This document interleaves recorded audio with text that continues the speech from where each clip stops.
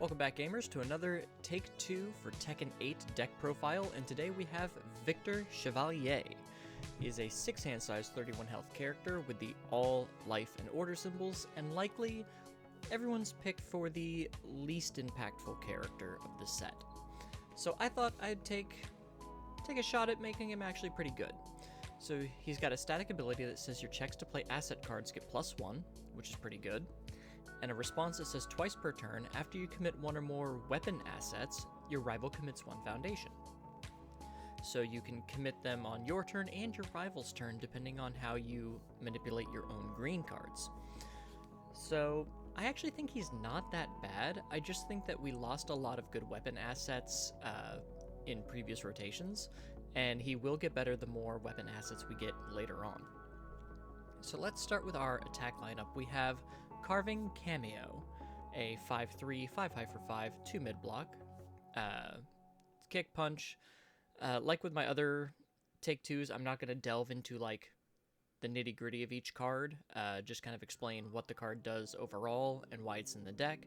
And like other Take 2s, this might have cards that are in challenger decks or promos or stuff like that, or more valuable expensive cards.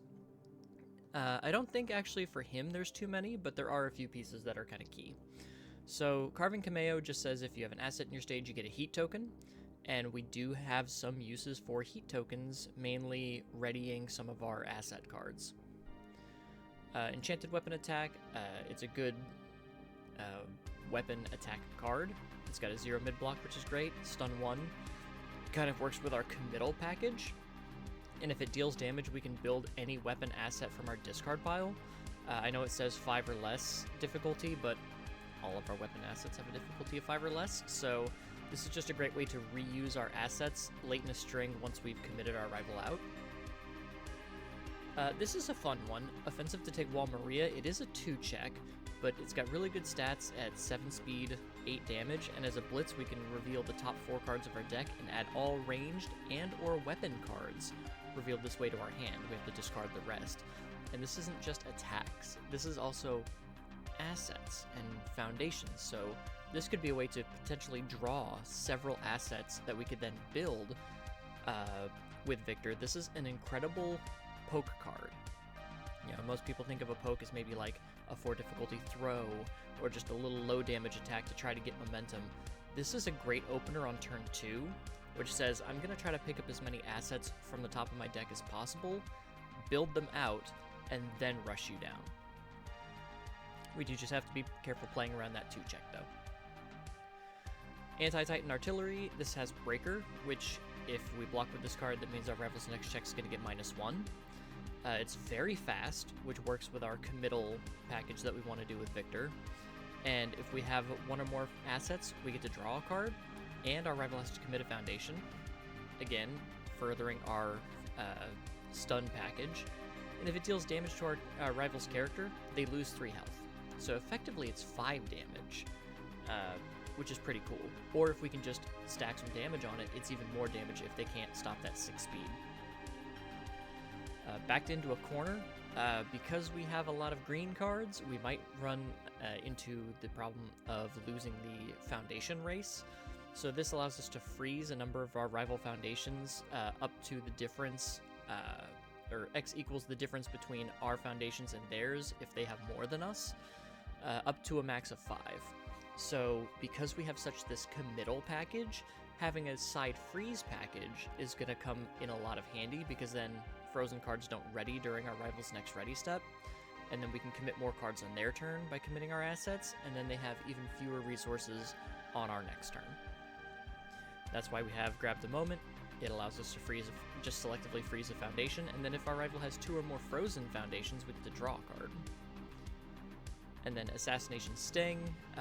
This is not a weapon or a ranged. I don't think these last 3 attacks are, but Powerful 2 is a good use of our momentum, and if our rival has to block it, we get to freeze 1 foundation committed during this attack.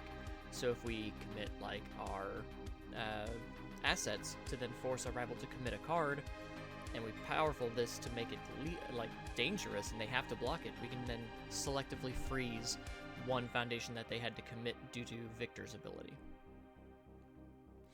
So that's the attack package. It's mainly just trying to focus on utilizing Victor to commit cards with our assets and using some stun, and then taking advantage of that with overwhelming speed, and also freezing our rivals' foundations so that we can kind of control the board as tactically as possible.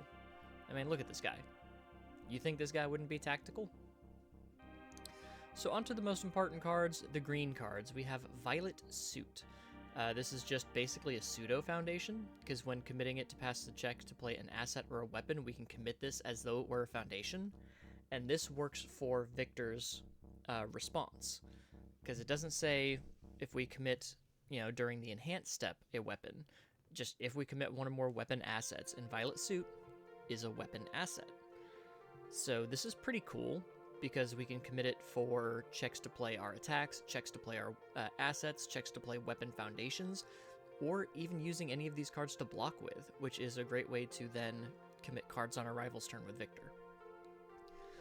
Detachable Head, this just builds itself automatically when we play it, both as a form and as a block. And then form, commit, add a heat token to our stage, pick this card up. This is always going to guarantee that Victor can commit at least one card on our turn, and we get that heat token, which is really good for Karambit, because at the start of our end phase, if we have a heat token, we get to ready this card.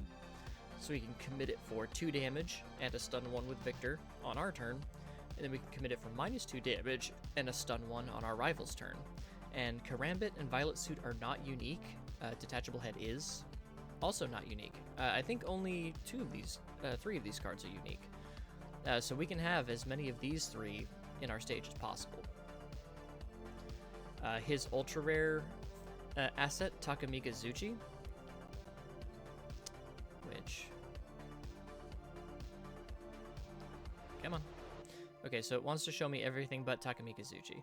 But Takamikazuchi can commit for +2 speed or +2 damage, and as a response, after it's committed, we can ready one other asset that has not been readied this combat phase.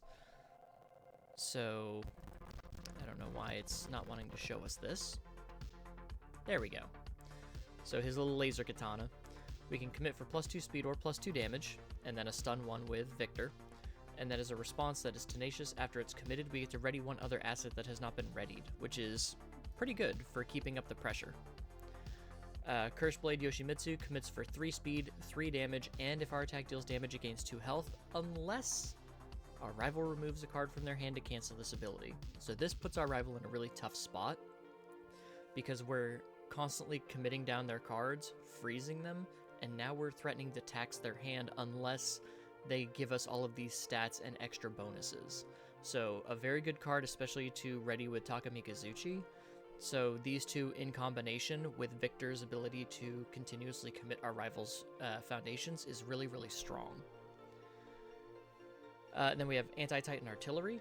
This is our only non-weapon asset, but as a Tenacious Enhance, we can give our attacks 1 damage, and if it deals damage to a Titan character or backup, that backup or character will lose 1 stamina or health. So consistent damage boost. And then as a response, we can commit it to commit 1 rival asset or foundation of our choice after our attack deals damage. So even more committing cards on our rivals in our rival stage. So a very, very simple package of everything's a weapon except for Anti-Titan Artillery, which can selectively commit on its own if something like an Anti-Titan Artillery shell with its incredible speed breaks through. Onto our foundations, we have Chief Excellent Officer. This can just commit to increase the keyword rating, the next keyword rating we play by 1. So that works for our stun. It also works for our breaker. So that's really, really good. And powerful, in essence. But mainly breaker to make it even harder for our rival to pass checks after we've committed a bunch of stuff, or our stun to try to guarantee that enchanted weapon attack breaks through. And it's a 6 check, which is always nice. What do you fight for? This just flips to draw us a card. Clumsy Entrance. This is one of my favorite disruption pieces, because as a first enhance, we can flip it to return the first attack played to its owner's hand, and that card and cards that share its name cannot be played as the next form. So we can say, hey, this is the first card you wanted to throw, put it back in your hand, you now have to play something different. So it's really cool. It gets our rival to hopefully waste resources. If they say, check a 3 on a 5, they commit 2 foundations, we put this back in their hand, say do it again, and if they check another 3, that's 4 cards we could force them to commit. So it's really useful. Unarmed non-combatant, this response gives our non-attack cards Breaker 2 when we block with them, which can be boosted by the Chief Excellence Officer. So if we block with anything other than an attack, we can say, hey, Breaker 2, or with Chief Excellence Officer, Breaker 3, Breaker 4, and really just push our rival down and control their stage as easily as possible. Battle Hold's the answer. This is just a really good way to just put a 6 check on top of our deck, and it's tenacious, so after we commit it to pass a check during our turn, we can just add it to the top of our deck. Moment of Normalcy is just a great way to minimize damage or return something to printed speed if we're going to try to block with it. Daring Swordplay has Breaker 1 and can give our attacks 2 speed, and if it's blocked, our next attack gets 1 speed, so on top of all of the committing, we get some speed, and if they block, we still get more speed on top of that. Loot Box allows us to build foundations mid-turn, and at the end of the combat phase, we get to add the card we built back to our hand, so if it was an asset that we built face down, we then get that asset to our hand, and we can then play that on the next turn. Defend the City is a 6 check with Tenacious that says flip. After any of our cards are committed due to a rival effect, we get to build the top card of our deck face down. So if they try to do to us what we're doing to them, we get to benefit off that. Plus it's got a really nice 1 high block. Desperate Plea. If we block with a card, we can build it face up or face down. And Victor says your checks to play assets get +1. That includes to block with them. So we can block with an asset, get +1 to the check, and then build it down with Desperate Plea. So we are not wasting any part of the buffalo here. We are continuously putting our assets in our stage to use. Crisis of Confidence. As a form, we can commit this and spend a momentum to freeze 1 rival foundation. And if our rival has 8 or more foundations, we can freeze 2 instead. And this card's also not unique, so it's a very good use of our momentum to hold our rival's stage at bay. Invincible Body. As a first enhance, we can remove this card to reduce an attack's damage to 0. It's just a good kind of let's play chicken button with our rival. We keep passing and hopefully they don't boost something to where it can kill us, because then if they do, we're just going to 0 it out. Settling Old Debts. If each player has at least 6 foundations, we get to draw a card. Pretty simple. We like drawing cards. And then the Big Fall. As an enhance, we can remove it to force our rival to sacrifice a ready foundation. Because Victor says our rival commits 1 foundation, they're obviously going to commit the ones they don't want to commit, or they're going to commit the ones that they don't want to use. So then once we've forced them to, we've used all of our commit buttons where our rival gets to choose, we can sacrifice Big Fall to make them give up the 1 card they wanted to keep. And in Deadlock, we get to make them get rid of 2 foundations. So this is a pretty neat little trick to say, hey, commit that, commit something, commit something, commit something, and that 1 thing you wanted to keep around, get rid of it. But that is Victor Chevalier. I don't think he's as bad as everyone says he is. I definitely think he's probably one of the more underwhelming characters, and because he's so simple and so linear, and again, like, a lot of his assets don't do much, you kind of have to think outside the box with him. But I think a stage control, stun, freeze package where you're constantly, you know, putting your rival in a tough spot is just the kind of way Victor wants to play. But what do you guys think? Do you like Victor? Do you like the deck? Please leave a like on the video if you do, and please consider subscribing if you haven't already, or if you think you're subscribed, please just double check to make sure. It would really help the channel out a lot, and I'll see you guys in the next one. Take care.